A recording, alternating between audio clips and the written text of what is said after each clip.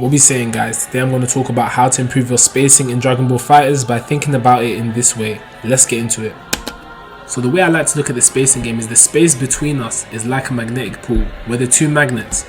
At this range I can connect with Gotenks, with Bardock, right, by using my 5M. I don't know if Gotenks actually has a normal that can actually connect with Bardock like this from this range, right? I can connect with Gotenks. Gotenks can't necessarily connect with me unless he uses like EX Fist or whatever.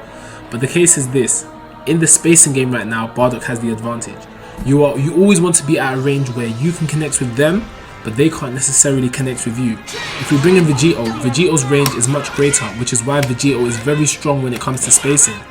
At this range, what is Gotenks really going to do without using Beyblade or EX Fist or Super Dashing? Vegeto can literally press one button and can fill up the space between Gotenks and Vegeto. Vegeto's range is greater.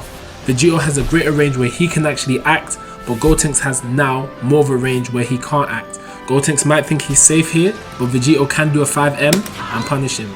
By playing the spacing game, you're able to actually put your opponent in disadvantaged situations while keeping yourself at an advantage and a safe space.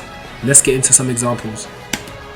So very basic string here. As you can see, if I do this with Bardock, it's very hard for Gotenks to actually punish me from this range.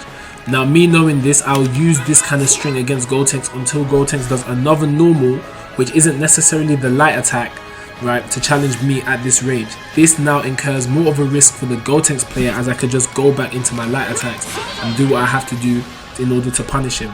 Right, if Gotenks keeps whiffing like this, I can whiff punish and do a lot of damage when I'm now playing the game against Gotenks. So what you want to do is learn the ranges of your character, see how you can manipulate the space against the opposing character, and use that to your advantage.